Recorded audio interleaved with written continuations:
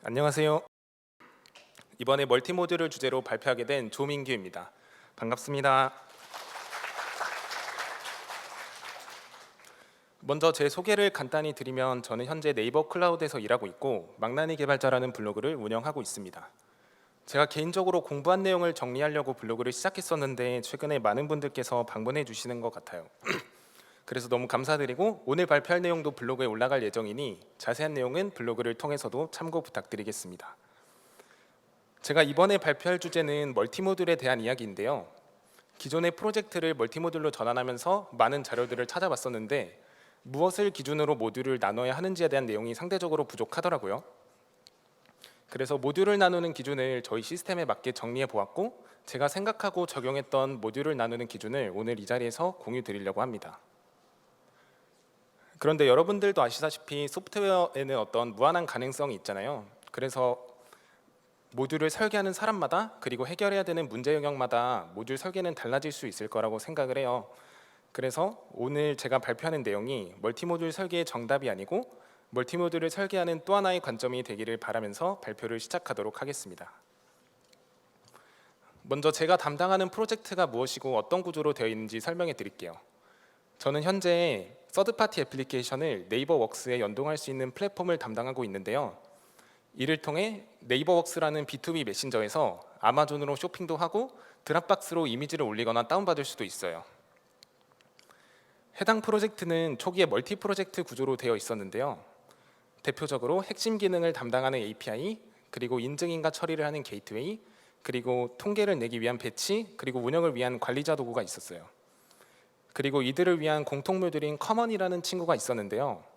커먼을 통해서는 이제 의존성 관리도 하고 있었고 엔티티 클래스를 관리하고 있었고 우리가 흔히 아는 애플리케이션 계층, 서비스 계층 코드도 관리를 하고 있었어요.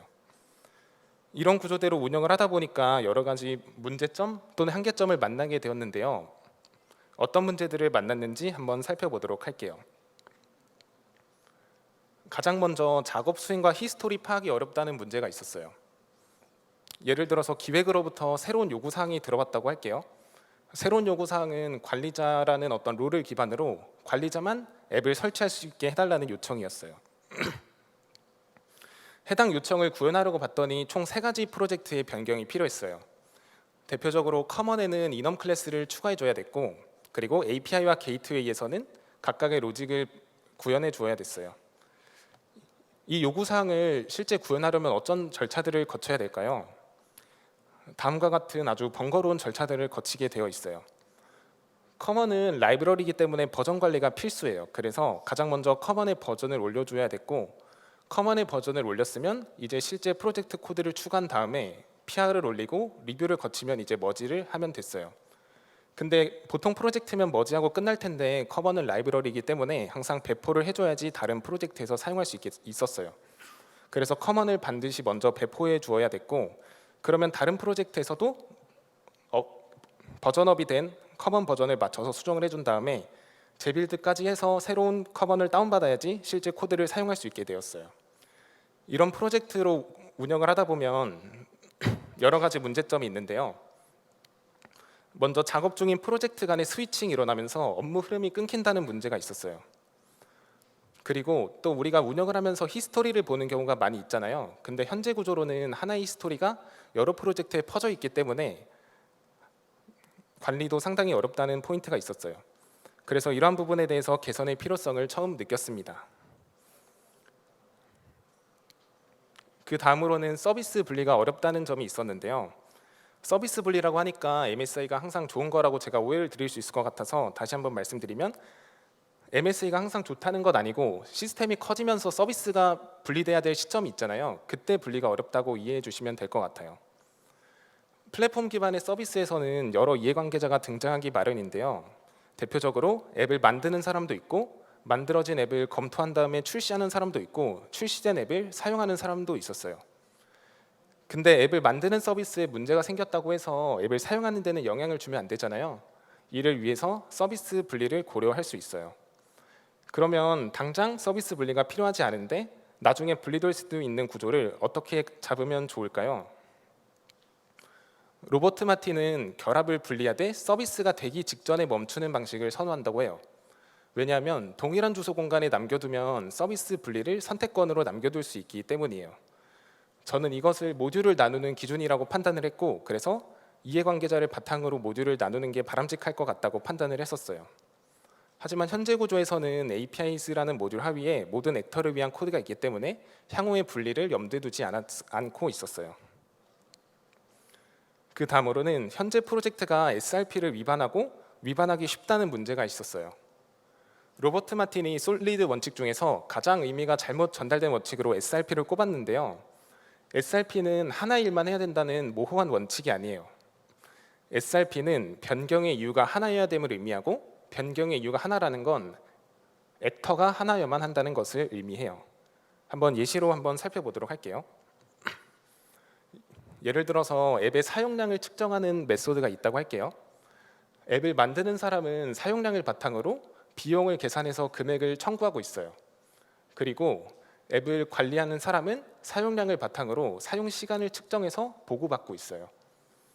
이때 앱의 사용량을 측정하는 메소드 같은 경우에는 두 명의 액터를 책임지고 있기 때문에 우리는 이런 코드를 SRP를 위반한다고 얘기할 수 있는 거예요. 만약에 앱의 사용량을 보고받는 거를 분 단위에서 초 단위로 바꾼다고 할게요. 그러면 의도치 않게 공통 메소드에 영향을 줄 수 있게 되고, 공통 메소드에 영향을 주면 금액과 관련된 부분에도 영향을 줄 수 있어요. 돈과 관련된 부분은 회사의 핵심적인 부분이기 때문에 회사에 치명상을 줄 수 있어서 SRP를 최대한 위반하지 않도록 구조로 만들어 놓는 게 좋다고 생각했어요. 그 다음으로는 커먼을 변경하기 어렵다는 문제가 있었는데요. 커먼을 수정한다는 건 어떤 의미를 지니는지 아시나요? 그거는 커먼을 수정하는 모든 프로젝트가 영향을 받을 수 있음을 의미하기도 해요. 그렇기 때문에 커먼을 점점 수정하기를 꺼리게 되고, 만약에 저처럼 의존성 관리까지 커먼에서 하고 있다면 빌드나 실행이 영향을 줘서 다른 프로젝트에 영향을 줄 수도 있게 돼요. 그래서 시간이 지나면서 자연스럽게 커먼은 데드 코드가 계속 늘어나게 됐고, 자연스럽게 레거시가 되어갔어요. 그리고 마지막으로 배포 독립성과 개발 독립성이 확보되지 못한다는 문제가 있었는데요. 우리가 효율적으로 개발을 하려면 배포 독립성 그리고 개발 독립성이 확보되어야 된다고 생각을 하거든요. 근데 현재 구조는 항상 배포를 하려면 라이브러리를 먼저 배포해 줘야 된다는 문제가 있었어요. 이 그림은 제가 회사에 배포 템플릿을 가져온 부분인데, 항상 6시부터 라이브러리를 먼저 선배포해 줘야 됐다는 거죠. 이게 언제 문제로 다가오냐면, 저희가 시스템을 운영하면서 보안 취약점 아니면은 심각한 장애나 버그가 있을 수 있잖아요. 그런 시점에 항상 재빠른 대처를 어렵게 만든다는 문제가 컸던 것 같아요. 그래서 이런 부분을 어떻게 해결할 수 있을까 고민을 하게 되었고, 멀티모듈 구조로 가는 게 근본적인 해결이 될 것 같아서 멀티모듈 구조로의 전환을 시작하게 되었습니다. 이 그림은 저희가 최종적으로 갖게 될 모듈 구조인데요. 다시 한번 말씀드리면 모듈이 나눠진 구조는 항상 달라질 수 있기 때문에 모듈을 나누는 과정을 한번 중점적으로 봐주시면 좋을 것 같습니다.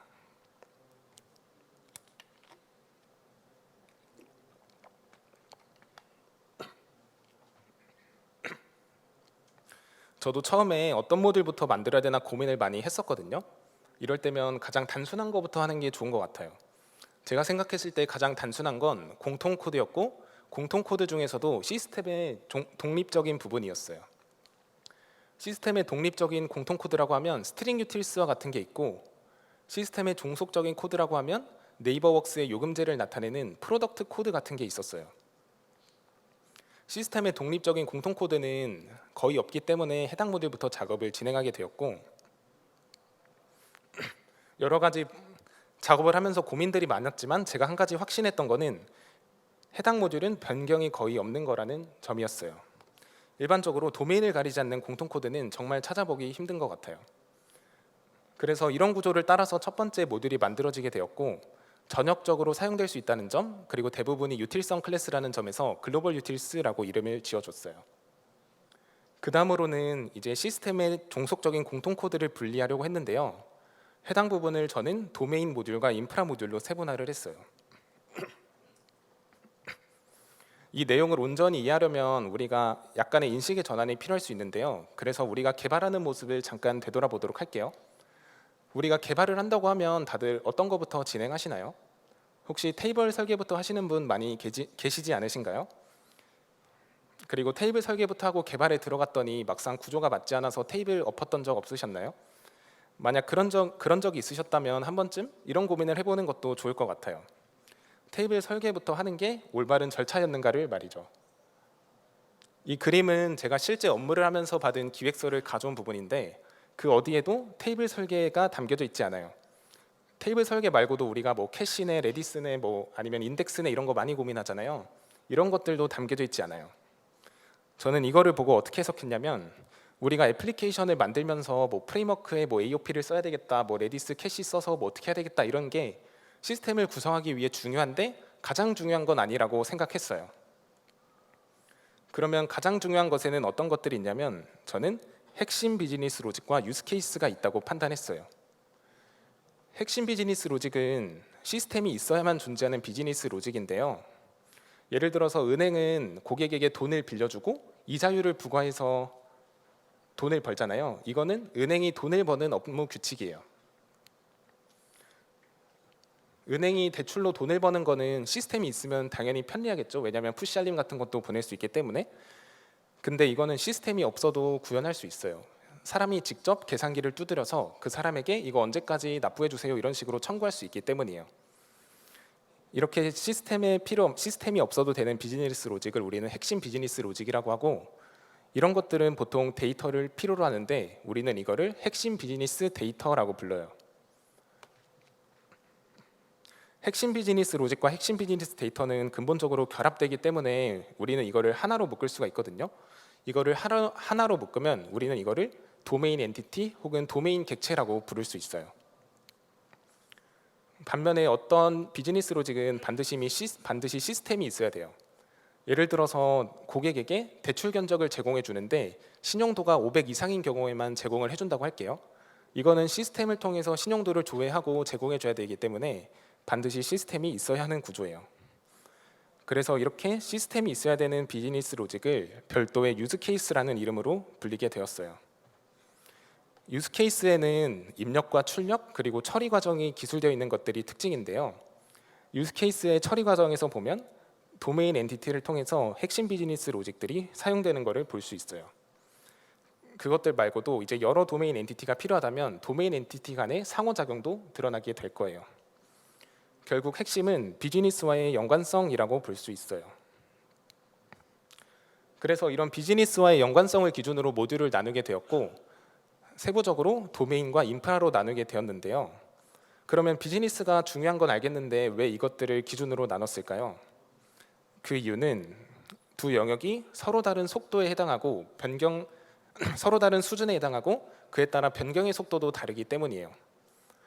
우리가 애플리케이션을 개발하면서 막 고수준이니 저수준이니 그리고 고수준은 저수준에 의존하면 안 된다 뭐 이런 얘기를 많이 하잖아요. 여기서 수준이라는 거를 정확히 짚고 넘어가야 될 필요가 있을 것 같은데요. 수준이라는 건 입력과 출력까지의 거리를 의미해요. 입력으로는 요청이 들어오는 HTTP나 웹소켓 같은 것들이 있고 출력으로는 요청이 나가는 캐시나 데이터베이스 같은 것들이 있어요. 그래서 우리가 흔히 얘기하는 고수준이라는 게 어떤 거냐면 입력과 출력으로부터 거리가 먼 것이고 결국 아까 나눈 기준으로는 도메인 영역에 해당된다고 볼 수 있어요. 도메인 영역은 언제 변경되냐면 비즈니스 요구사항에 의해서 수시로 변경된다는 특징이 있어요. 반면에 저수준 영역 같은 경우에는 새로운 환경이 필요하거나 아니면 보안 취약점 등에 의해서 특정 시점에 변경된다는 것이 특징이에요. 저의 기준으로는 회사에서 이제 공공망을 추가적으로 운영하기 위해 저수준 변경이 필요했었고 또 운영 중인 데이터베이스를 이제 7년 동안 쓰고 있던 큐브리드라는 RDBMS를 MySQL로 전환하는데 저수준이 변경되었던 것 같아요. 그래서 결국 서로 다른 수준에 따라서 모듈을 나누게 되었고 인프라 쪽에는 저희 기준으로 멀티데이터 소스 기반의 DB 설정 등이 있었고 도메인 쪽에는 이제 서드파티 애플리케이션을 나타내는 핵심 도메인 로직들이 담겨 있게 되었어요. 그 다음으로는 이제 기능별로 의존성을 나눠줬는데요. 기능별로 나눈 이유는 기능에 따라서 필요한 의존성이 다르기 때문이에요. 예를 들어서 APIs 모듈 같은 경우에는 우리가 API 개발자를 위해서 문서화를 해야 될 수 있잖아요. 문서화를 위해 레스트 독스나 뭐 스웨거 같은 것들이 사용될 수 있고, 그리고 관리자를 위한 도구 같은 경우에는 서버 사이드 렌더링을 위해 타임리프 같은 템플릿 엔진이 사용될 수 있어요. 그리고 배치 작업 같은 경우에는 이제 스프링 배치 같은 프레임워크 의존성이 필요할 수도 있었어요. 그래서 이런 기능별로 모듈을 나누게 되었고, 마지막으로는 서로 다른 액터를 기반으로 모듈을 나누려고 했어요. 액터를 기반으로 모듈을 나눈 이유는 앞서 설명드린 대로 SRP를 위반하지 않도록 하기 위함이었어요. 그래서 저희 플랫폼에 등장하는 액터들을 정의하고 해당 액터들을 기반으로 모듈을 세분화하게 되었는데요. 저희 기준으로는 앱을 만드는 사람, 앱을 사용하는 사람, 그리고 앱을 관리하는 사람 등 여러 액터 등이 존재했던 것 같아요. 이것은 큰 틀에서 살펴본 모듈 구조이고 세부적으로도 고려한 것들이 많이 있는데요. 어떤 것들을 고려했는지 한번 자세히 살펴보도록 할게요.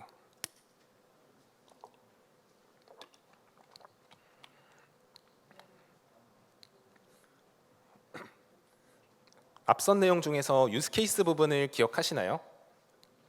유스케이스는 시스템이 있어야만 존재하는 비즈니스 로직이라고 설명을 드렸었고, 쉽게 설명하면 뭐 서비스 계층 혹은 애플리케이션 계층의 코드라고 이해할 수 있어요.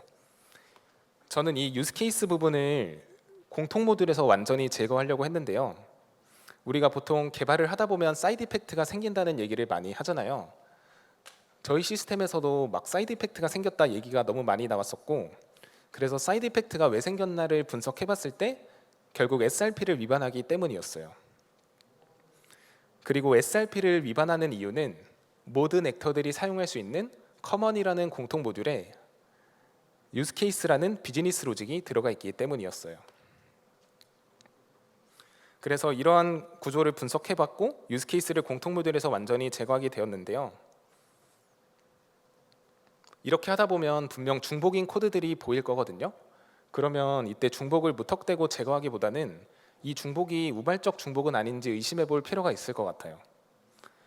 우발적 중복이라고 하면은 실제로 중복처럼 보이지만 중복이 아닌 것들이거든요. 그래서 이 코드가 어떤 액터를 책임지고 있는지를 확인한 다음에 만약 우발적 중복이라면 그냥 중복의 코드를 유지해주면 돼요. 그럼에도 불구하고 진짜 중복인 코드들이 보일 수가 있거든요. 진짜 중복인 코드들이 보이면 저는 차라리 중복을 허용하거나 아니면 공통 API를 만들어서 처리를 했어요. 한 가지 확실한 거는 절대 코드를 공유하면 안 되겠다고 생각을 했던 부분이었고, 우리가 시스템이 커지면서 발생하는 사이드 이펙트들이 많이 있을 수 있잖아요. 그런 사이드 이펙트를 겪고 싶지 않다면 저는 유스케이스를 공통 모듈에서 제거하는 게 좋겠다고 판단했었어요.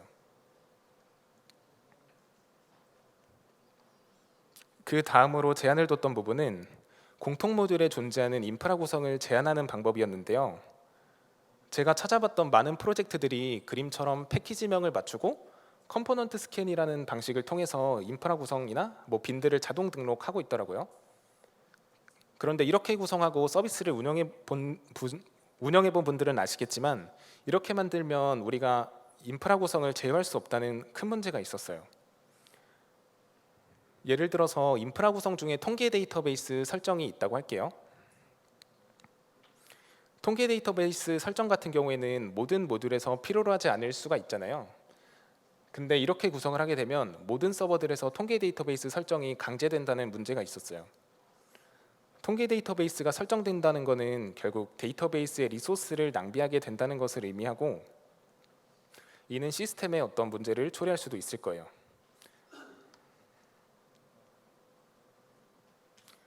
그래서 저는 다음과 같이 인프라 구성을 제어할 수 있는 방법을 고안하게 되었고, Enable Annotation 방식을 활용해서 이 부분을 직접 구현하고자 했는데요. 이 부분을 어떻게 구현했는지 한번 자세히 살펴보도록 할게요. 가장 먼저 인프라 구성을 추상화한 인터페이스를 하나 만들었어요. 그래서 제가 갖고 있는 모든 인프라 구성들은 해당 인터페이스를 구현하고 있음을 확인할 수 있어요. 현재 저희 회사 코드 기준으로는 JPA나 아니면 비동기 스레드풀 설정, 그리고 글로벌 캐시 설정 같은 것들이 있었는데 모두 해당 인터페이스를 구현해 주도록 했습니다. 그 다음으로는 인프라 구성들을 모아둔 이넘 클래스를 하나 만들었는데요. 이넘 클래스를 통해서 이제 우리는 어떤 인프라 구성들이 존재하는지, 그리고 앞으로 무엇을 추가로 적용할지 손쉽게 파악할 수 있게 되었어요.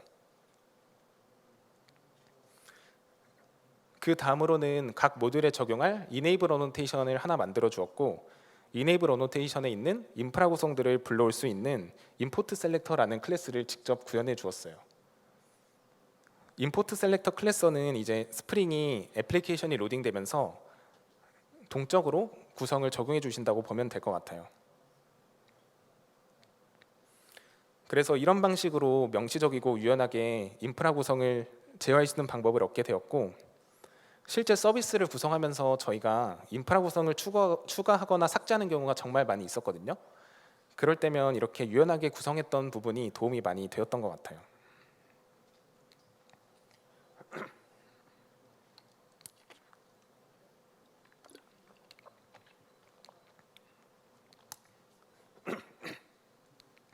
그 다음으로는 이제 공통 모듈을 제어해야 되는데요. 잘못 설계되고 제대로 관리되지 않는 공통 모듈은 오히려 많은 문제를 야기할 수 있어요. 그래서 공통 모듈을 엄격하게 관리해 주는 게 중요한데요. 어떤 방법들이 있는지 한번 살펴보도록 할게요. 제가 가장 좋아하는 건 언어 차원에서 제공하는 가시성 문법을 이용해 컴파일 제한을 거는 거예요. 이 그림은 인프라 구성에 존재하는 임포트 셀렉터 클래스인데요. 해당 클래스 같은 경우에는 인프라 구성 외에서는 다른 데서 사용될 일이 없었거든요. 그래서 이 클래스의 가시성을 보시면 패키지 프라이빗으로 설정된 것을 볼 수 있었어요. 저는 이 클래스 말고도 기본적인 접근 제어자를 패키지 프라이빗으로 만들고 필요한 경우에만 퍼블릭으로 열어주고 있거든요. 이렇게 만들면은 불필요한 컴파일 의존성을 사전 차단할 수 있어서 유용하게 쓰고 있습니다. 대표적으로 우리가 작성하는 컨트롤러나 아니면은 컨트롤러를 위한 DTO 같은 경우에 대표적으로 가시성을 낮출 수 있었던 것 같아요. 그 다음으로 우리가 이제 빌드 도구를 이용하는 방법도 있는데요. 빌드 도구를 사용하면 그레이들과 같은 경우에는 임플멘테이션이나 API 등과 같은 문법을 제공하고 있어요. 임플멘테이션과 API는 전위 의존성의 관점에서 차이가 있는데요. 전위 의존성이 무엇이냐면 이 그림 기준으로 C가 B를 의존하고 B가 A를 의존할 때 C도 A에 의존하는 것을 전위 의존성이라고 불러요. 근데 만약에 이 경우에 API를 사용하게 되면 전위 의존성에 해당하는 클래스가 컴파일 경로에 노출된다는 점이 특징이 있어요. 그래서 지금 그림 기준으로는 A에 대해서 API를 사용하고 있기 때문에 모듈 C에서도 A의 클래스를 참조할 수 있는 거예요. 이거를 임플멘테이션으로 바꾸면 어떻게 될까요? 이거를 임플멘테이션으로 바꾸면 컴파일 에러가 발생할 거예요. 그러면 이제 몇몇 분들은 그러면 API가 더 좋은 거 아닌가요? 라고 여쭤보실 수도 있는 것 같은데, 제가 생각했을 때 좋은 시스템이라는 건 제약이 많은 시스템인 것 같아요. 임플멘테이션을 사용하면 컴파일 에러가 발생하기 때문에 불필요한 컴파일 의존성을 사전 차단할 수 있어서 저는 API를 모든 모듈에서 제거하려고 했고, 또 그레이드 공식 문서를 보면은 API를 사용하는 경우에 불필요한 재컴파일에 의해서 빌드 시간이 늘어날 수 있다고 적혀 있거든요. 그래서 이런 부분도 고려했을 때 API를 완전히 제거하고 임플멘테이션만 사용하기로 했어요. 그런데 모듈 C에서도 모듈 A의 클래스를 사용해야 될 수 있잖아요. 이런 경우에 저는 C에서도 그냥 모듈 A에 대해서 임플멘테이션을 추가해줬고 절대 API를 사용하진 않으려고 했어요. 그 다음으로는 이제 아크유닛이라는 라이브러리가 있는데요. 우리가 개발을 하다 보면 이제 클래스의 가시성이나 패키지의 의존성 방향 등을 검사해야 될 때가 있잖아요. 그런 경우에 자동화된 테스트로 만들어주면 좋은데 아크유닛이라는 라이브러리를 통해 해당 테스트를 작성해 둘 수 있어요. 그래서 어떤 코딩 컨벤션 같은 거를 엄청 빡빡하게 잡을 팀이라면 이런 라이브러리를 적극 활용하는 게 좋다고 생각합니다. 그 다음으로는 이제 코드 리뷰를 강제하는 방법도 있는데요. 저희 팀 같은 경우에는 현재 깃허브를 통해서 모든 팀원들이 리뷰를 거쳤을 경우에만 머지를 하도록 제한도 하고 있어요. 그래서 이런 것들이 있음을 인지하고 운영에 적극적으로 도입해 보시면 좋을 것 같다고 생각이 들었습니다. 멀티모듈을 설계하면서 여러 가지 결정사항들이 있었는데요. 대표적으로 APIs에 존재하는 액터를 기반으로 나눠진 서브 모듈을 독립적인 서비스로 만들어야 되나 고민도 했었고, 글로벌 유틸스 같은 경우에는 도메인을 가리지 않기 때문에 이거를 라이브러리화 해야 되나 고민도 했었어요. 이것들 외에도 수많은, 그리고 왠지 정답인 것처럼 보이는 결정사항들이 있는데요. 저는 이럴 때면 다음의 조언을 떠올리고 결정사항을 최대한 미루고 있어요. 그건 바로 좋은 아키텍트는 결정되지 않은 사항들을 최대화한다는 건데요. APIs에 존재하는 모듈들을 독립적인 서비스로 배포하는 건 많은 장점이 있어요. 왜냐하면 한 서비스에 생기는 장애를 다른 서비스에서는 차단할 수 있기 때문이에요. 그런데 이거를 운영하는 측면에서 바라보면 어떨까요? 그리고 클라우드에 대한 이용료를 내는 관점에서는 어떨까요? 저는 현재 프로덕션 환경에서 동일한 서버를 7개의 환경에서 운영하고 있는데요. 하나의 서버를 3개로 나눈다는 건 순식간에 관리해야 될 서버를 21개로 늘린다는 것을 의미하기도 해요. 그래서 서비스 분리 같은 경우에는 정말 서비스를 분리하지 않으면 이제 생존의 위기에 섰을 때 고려하려고 했어요. 그 다음은 이제 글로벌 유틸스를 라이브러리화 해야 되나 고민했었는데요. 사실 이거는 당장 라이브러리화에서 얻는 이점이 없었잖아요. 반대로 라이브러리화를 하기 위해서 사내 저장소를 이제 계정을 만들고 업로드해야 되는 번거로운 절차들이 있어요. 그래서 이런 부분들은 나중에 신규 프로젝트가 생기면 그때 검토하기로 했어요. 이런 결정사항을 미루는 거는 도움이 정말 많이 되는데요. 이런 결정사항들은 애플리케이션 개발에도 미룰 수가 있어요. 예를 들어서 우리가 테이블 설계를 한다고 가정하면 저는 현재 회사에서 DBA 분께 데이터베이스 변경을 요청드려야 되거든요. 근데 테이블 설계를 미루지 않았다면 데이터베이스를 관리하시는 분께 여러 번 변경 요청을 드렸어야 했을 거예요. 하지만 테이블 설계를 미뤄서 이런 부분을 최대한 간략하게 만들 수 있었던 것 같아요.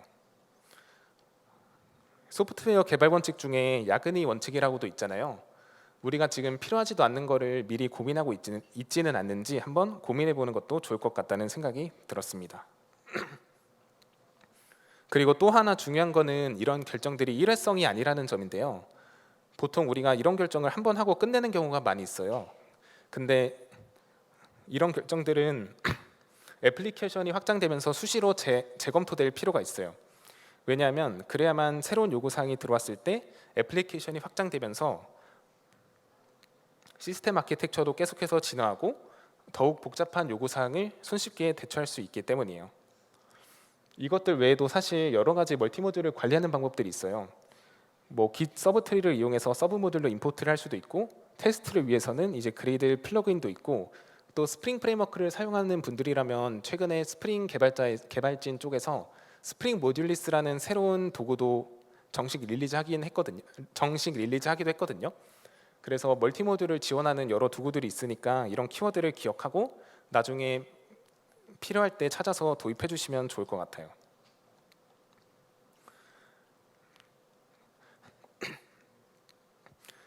발표 자료의 마지막에는 이제 가장 중요한 거를 넣어야 되잖아요. 그래서 멀티모듈 관련돼서 조금 더 심화된 내용을 다룰까 고민을 하다가 제가 회사에서 겪었던 값진 경험을 공유해 드리는 게 더 좋을 것 같아서 한번 관련해서 제가 배웠던 경험들을 얘기해 보려고 하는데요.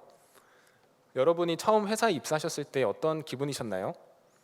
저는 회사에 처음 입사했을 때 입사하자마자 회사의 코드를 처음 봤거든요. 근데 솔직히 실망을 많이 했었어요. 왜냐하면 코드가 일단 정돈되지 않았었고, 그리고 기술들이 레거시 스택들이 너무 많이 있었어요. 요즘에 당연하게 사용하는 스프링부트 같은 것들도 쓰지 않는 경우도 많이 있었고, 또 테스트 코드도 거의 없었고, 로그를 보려면 서버에 들어가서 로그를 봐야 되기도 했어요. 그래서 이런 아쉬움을 많이 갖고 있는 상태에서 이제 FE 개발자분으로부터 에러 필드를 확인해 달라는 요청이 들어왔었어요. 아까 말씀드렸듯이 로그 모니터링 도구가 없기 때문에 직접 서버에 접속해서 이제 정규식 명령어를 사용해서 로그를 파악했었거든요.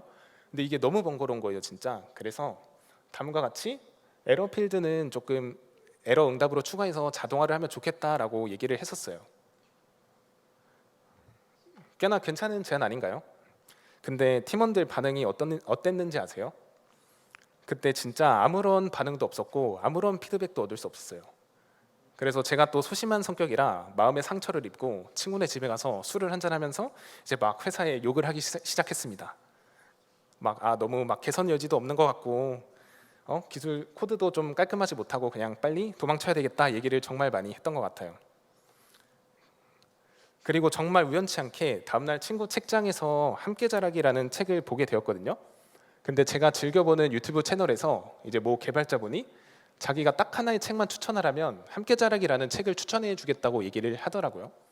그래서 이 내용이 떠올라서 함께 자라기라는 책을 빌려가서 읽었는데 정말 충격을 받았어요. 왜 충격을 받았냐면 제가 가장 중요한 걸 놓치고 있음을 깨달았기 때문인데요. 이 그림을 보시면 이제 되게 재미있는데 누군가가 우리 자신을 설득하려고 하잖아요. 그러면은 말하는 사람이 누군지를 보고 어느 정도 결정을 내린다고 해요. 그래서 지금 똑같은 겨울에 냉면을 먹자는 얘기를 하잖아요. 말하는 사람이 누군지에 따라서 반응이 달라질 수 있는 거예요. 그래서 제가 이거를 보고 책을 읽으면서 느낀 거는 내가 팀원들을 설득하지 못했던 거는 이게 별로여서가 아니고 팀원들에게 아직 신뢰를 얻지 못했구나를 이제 깨닫게 된 거죠. 그 뒤로는 어떻게 했을까요? 제가 팀원들에게 이제 신뢰를 얻기 위해서 많은 노력들을 했던 것 같아요. 여기 있는 내용들은 이제 제가 회사에서 이제 기여했다라고 생각하는 부분들이고, 여기 있는 내용들 중에서는 제가 이제 업무 시간 외에 주말에서도 많이 시간을 할애했던 것 같아요. 그리고 제가 또 평소에 실수가 엄청 많은 편이에요. 그래서 실제 서비스를 운영하면서도 실수를 많이 범한 적이 있었거든요. 근데 실수를 하다 보면은 우리가 계속 나에 대한 신뢰를 팀원들에게 깎아먹는 거라는 걸 이제 알게 됐잖아요. 그래서 제가 개인적으로 실수 일지를 작성해서 내가 어떤 작업들을 했었고 어떤 부분에서 실수를 했었고 그리고 다음에 어떻게 재발하지 않을 건지 이런 부분도 관리를 했었던 것 같아요. 그래서 이런 신뢰를 바탕으로 저는 여러 가지 재밌는 도전적인 과제들을 많이 할 수 있었던 것 같고 덕분에 많은 경험과 성장을 했었던 것 같아요. 만약에 이거를 신뢰 자본이 없는 상태에서 제가 건의하고 진행할 수 있었을까요? 저는 불가능하다고 생각하고 있어요. 또 우리가 막 이직을 고민할 때 그런 얘기들 많이 있잖아요. 한 회사에서 적어도 2년 정도는 있는 게 좋다고. 저도 처음에는 왜 그런 얘기가 나왔는지 이해를 못했거든요. 근데 회사 생활을 하다 보니까 어떤 주어진 일만 하는 게 아니고 회사에서 의미 있는 기여를 하려면 그 정도의 시간이 필요했다는 얘기라고 지금 생각하고 있어요. 여기 지금 답답해하는 박지성 선수 모습 보이시나요? 저도 처음에 정말 이것보다 더 심했을 수도 있어요. 엄청 답답함을 많이 느꼈었는데 이게 뭐 제가 뛰어난 개발자라서 그러는 게 아니고 뭔가 새롭게 회사에 막 입사해서 부족한 부분을 막 어떻게든 권해보려고 했는데 팀원들이 얘기가 없어요. 그리고 저는 저와 비슷한 경험을 하시는 분들이 상당히 많이 있을 거라고 생각을 해요. 또 저한테 많이 얘기를 해주시기도 했었고요. 그래서 만약 이런 분들이 많이 계시다면 저는 팀 내에서 신뢰 자본을 먼저 쌓는 게 어떨지 말씀을 드리고 싶었어요. 힘든 상황, 사실 신뢰 자본을 쌓는 게 그렇게 쉽진 않은데 그럼에도 불구하고 어떻게든 신뢰 자본을 쌓게 된다면 팀원들의 반응이 아마 이렇게 달라 보이게 될 거예요. 저도 사실 팀원들이 왜 이렇게 이런 거 개선 안 하지라고 좀 비판적으로 생각을 많이 했었거든요. 근데 이게 팀원들도 다 개선의 필요를 느끼고 있었더라고요. 근데 잦은 회의나 아니면 운영 이슈 등에 의해서 여력이 많이 없었던 것 같아요. 우리들의 팀원은 아무래도 우리보다 더 오래 회사를 다녔을 거잖아요. 그래서 저도 멀리서 보니까 그 팀원들은 우리가 챙기지 못하는 더 많은 사람들과 커뮤니케이션을 하고 있었고 많은 이제 운영 대응을 하고 있더라고요. 근데 이제 우리가 신뢰 자본을 쌓았잖아요. 그런 상황에서 이제 우리가 이런 걸 내가 개선해 주겠다고 하면은 이제 그분들도 이제 저희에게 믿고 맡기게 되는 거죠. 그러면 여러분은 이제 팀의 부족한 부분을 개선할 수도 있고 기술적인 도전도 할 수 있고 성장할 수 있는 많은 경험을 할 수 있게 되는 거예요. 그리고 그 결과로 끝나는 게 아니고 여러분의 이력서가 아주 풍부해지기도 하고 또 이직하시는 분들은 레퍼 체크를 상당히 또 좋게 많이 해주신다고 하더라고요. 그래서 결국 많은 장점을 얻게 되는 것 같아요. 물론 신뢰 자본을 쌓는 게 사실 그렇게 간단하지만은 않아요. 저 같은 경우에도 신뢰 자본을 쌓기 위해서 정말 많은 시간을 썼었고 또 오랜 시간에 걸쳐서 증명해 보이려고 했던 것 같아요. 하지만 그럼에도 불구하고 신뢰 자본을 쌓게 된다면 저는 그 노력을 뛰어넘는 보상을 얻을 거라고 확신합니다. 신뢰 자본을 쌓는다고 하니까 꼭 뭔가 어려운 거, 뭐 멀티모듈, 뭐 헥사고널 아키텍처 이런 것부터 고려하지 않으셔도 괜찮아요. 왜냐하면 저도 처음에 신뢰 자본을 얻으려고 이런 새로운 것들을 뭐 건의했던 게 아니고 팀원들과 가볍게 티타임도 가지고 밥 먹으면서 농담도 많이 하고 내적 친밀감을 많이 가지려고 했던 것 같아요. 그래서 팀원들과 친밀감을 형성하는 것은 어떤 신뢰 자본을 형성하기 위한 좋은 발판이 된다고 생각합니다. 신뢰 자본을 쌓는 건 여러분뿐만 아니라 저에게도 해당되는 얘기인데요. 저 역시도 그리고 앞으로 항상 이러한 노력들을 끊임없이 해나갈 예정입니다. 오늘 준비한 발표는 여기까지고 저를 포함한 모든 분들을 응원하면서 이번 발표를 마치도록 하겠습니다. 감사합니다.